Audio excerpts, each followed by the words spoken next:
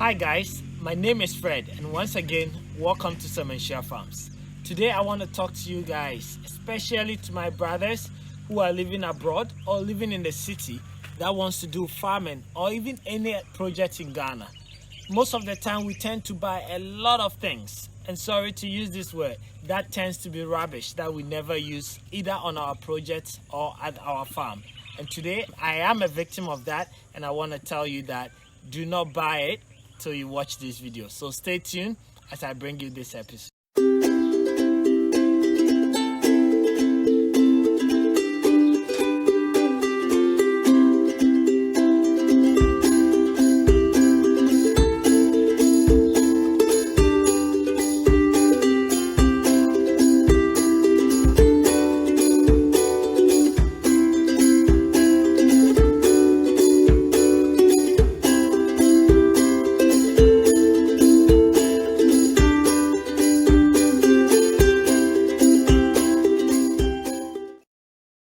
Welcome back guys, and I'm glad you sticked around. If today is your first time watching any video from us, my name is Fred, as I said, and here at Achimota Farms we are into animal livestock, most importantly intensive farming for goats and cattle.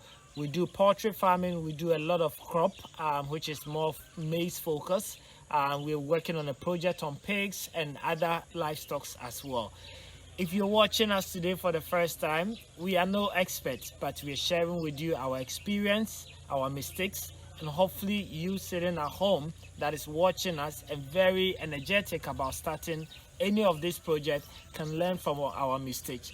So if this is something that interests you or you're excited about, please don't forget to hit the subscription button, the notification bell, so that anytime I release a video, you'll get a notification and be able to watch it. And I want to say a big thank you to all our fans who have been able to support us. Last week we passed 10,000 subscribers, so hooray, and thank you every one of you for making that effort to make that happen. We are doing this because of your comments and luck, so please feel free to drop your comments, ask any question that you have, and I will be happy to get back to you with some answers or suggestions. I want to take the opportunities to also thank every one of you who was able to schedule a time with me last week for us to talk. My calendar is always open. If you want to chat with me, you can click on the description. There is a link there. Click on it and you can schedule some time with me where we'll be able to jam and talk about anything agriculture or business in Ghana related. So coming back to today's topic. The topic that I want to talk to you about is something that over the years I have learned, and I'm sure you also know about it, and hopefully we can have a better discussion on this channel about it, because as personal as it can be, we can also sometimes take it into our professional life, which could cost us a lot of money or waste a lot of resources that doesn't need to be wasted. And what am I talking about today? Let's take a scenario. Today my wife woke up and said, "Fred, can you build us a small table for the balcony?" And I was like, "Yes, baby, I can do it. Let's do it." So Saturday morning, I wear my shorts, I jump into the car, and I hit them all because I have nothing. So I went to buy gloves, and I went to buy nails, and I bought a hammer, and I bought a drill machine, and then I bought everything that I needed, and I brought it to the house. That was the easiest part if you have money, right? And it can be whatever range. I don't mean if you're rich, but even if you have 10 cedis, even if you have $1, the first thing when you have an idea is to go and buy those equipment and tools that you will need, without really thinking through the job, the intensiveness of it, the difficulties, the technicalities, because it's exciting. You're going to do shopping. Unless you really hate shopping or you really hate buying stuff, then fine. But most of the time, most of us are guilty of this. We'll go and buy all the tools that we need. And then when we come down, I remember when I was building the container house, I bought a lot of tools as well. But then when we come into the actual work, then we realize that no, this work is not for us. We will need to call a carpenter. We will need to call the plumber. We will need to do this. And if we don't go through with that job, then what happens? We have actually wasted a lot of money on the tools and equipment that is going to be lying down probably forever that we are not going to use. So I am a victim of it. And if you come to my garage, I have so many of these tools and equipment that I've bought, but use this probably one and realize that I couldn't complete a job, or I don't have the skills that I needed to be able to complete a job. So what did I do? It is sitting in the garage, and I called a technician who then came to finish the job.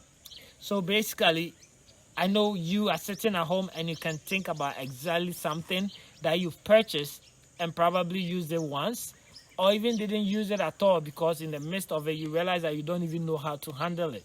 And you needed an expert to come, who then came and either used it or brought his own. And now you have this thing sitting in your house doing nothing.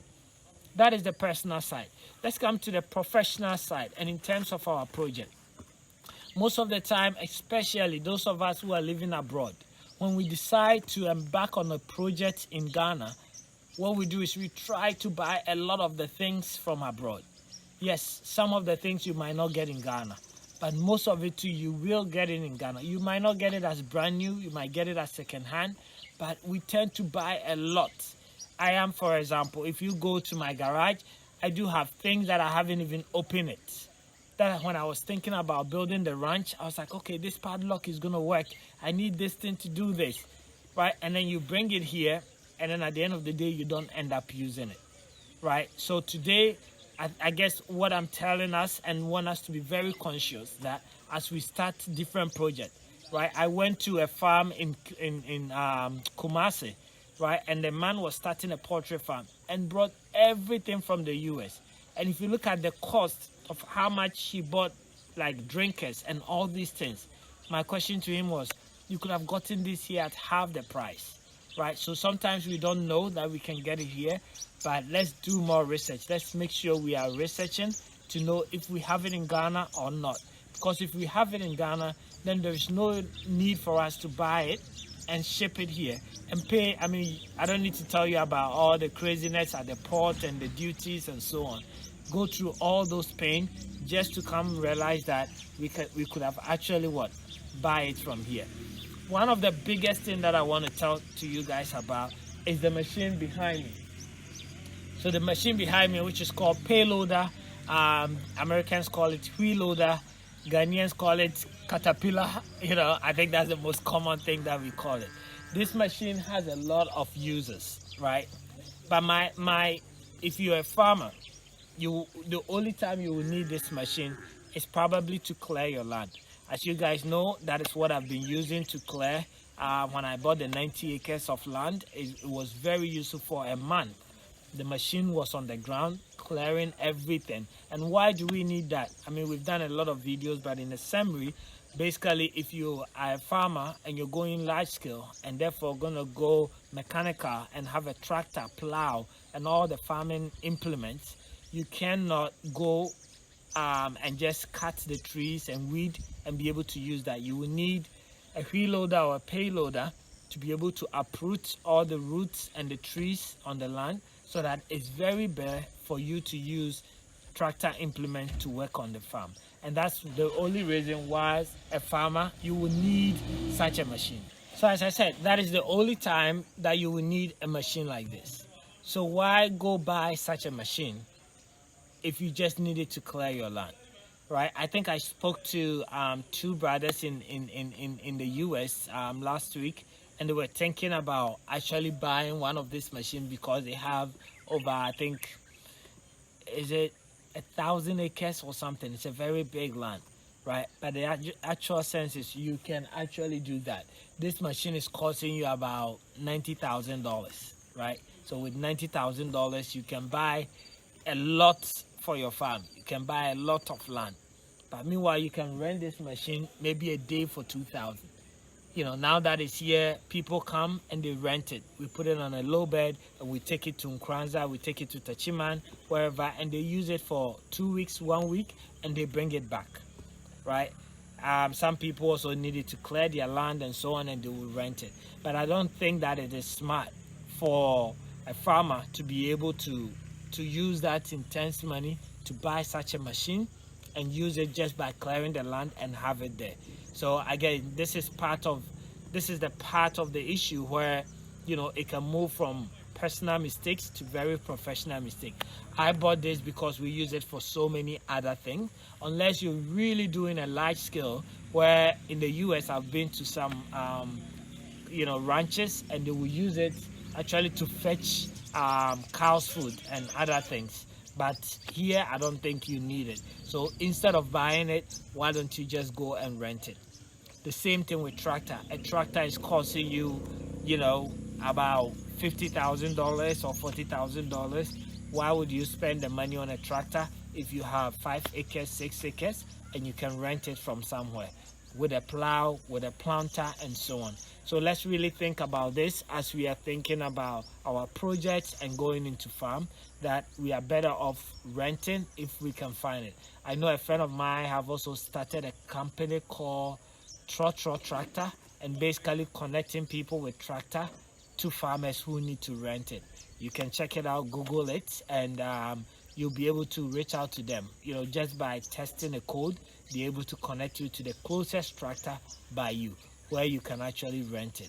So guys, this is a piece of advice that I have for you. I have been a victim of that, but I've learned from that, and I wanted to share with you. Don't buy so many goods from the US, or UK, or wherever you are. Pay taxes, pay shipping fee, and bring it to Ghana, and then you go to a shop in Ghana and they tell you that it's 5 cedis. It doesn't make sense. Do your research, make sure it is not here.